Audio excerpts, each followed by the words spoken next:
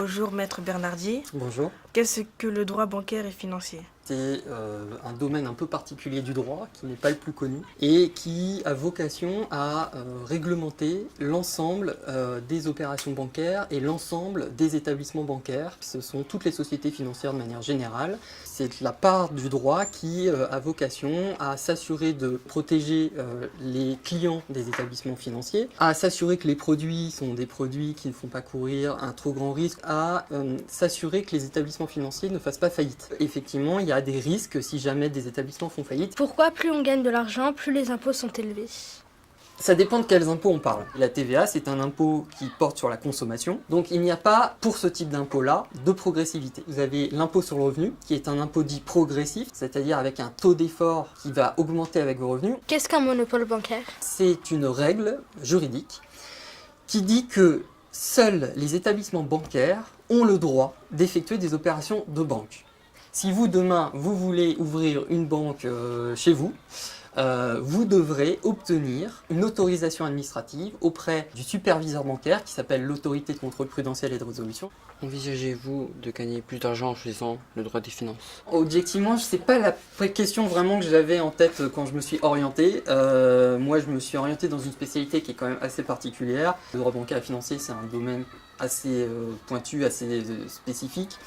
Ce qui est vrai, c'est que je savais que, comme d'ailleurs dans beaucoup de branches de droit des affaires, souvent les avocats ont une rémunération qui est quand même plus élevée que ce que l'on appelle les avocats de proximité, c'est-à-dire des avocats qui vont plutôt avoir une clientèle de particuliers. Lorsque vous vous orientez plutôt vers le droit des affaires, et a fortiori vers le droit bancaire et financier, vous avez une clientèle qui est constituée principalement d'entreprises. Votre avocat facture de la TVA à hauteur de 20%, comme toute prestation de service, et l'entreprise récupère cette TVA, l'impute sur la TVA qu'elle-même collecte auprès de ses propres clients. Donc en fait, c'est comme si elle ne supportait pas le coût de la TVA. Vous ne pouvez pas facturer un particulier de manière aussi importante qu'une entreprise généralement, parce que le coût est beaucoup plus important pour lui. Qui fixe le coût du travail de la main-d'œuvre? Au-delà du SMIC, c'est complètement libre et c'est une négociation entre l'employeur et le salarié et aussi les syndicats, les conventions collectives qui peuvent fixer des minimums plus ou moins élevés. Qu'est-ce qu'un paradis fiscal? C'est juste que l'évasion fiscale est une manière de frauder l'administration fiscale. Là, vous êtes dans l'illégalité. Un paradis fiscal, c'est pas une notion juridique.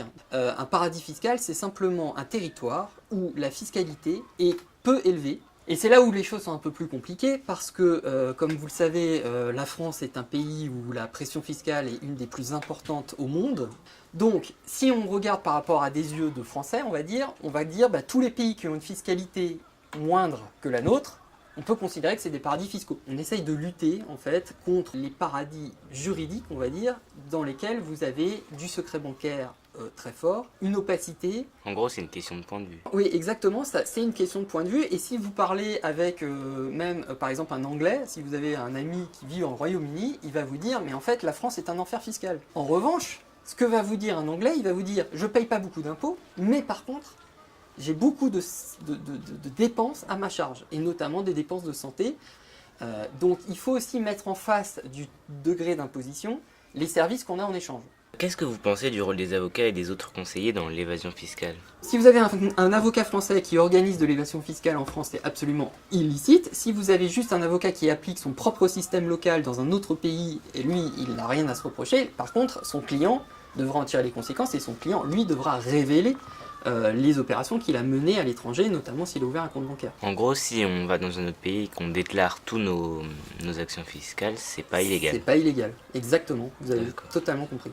Et en quoi consiste la lutte contre le blanchissement des capitaux et le financement du terrorisme? L'infraction de blanchiment, c'est une infraction en tant que telle, c'est illégal. Et les banques, les établissements financiers, les agents immobiliers, les avocats, les professions réglementées, les comptables et toutes ces professions-là sont assujettis à une réglementation spécifique où on leur impose de faire des investigations.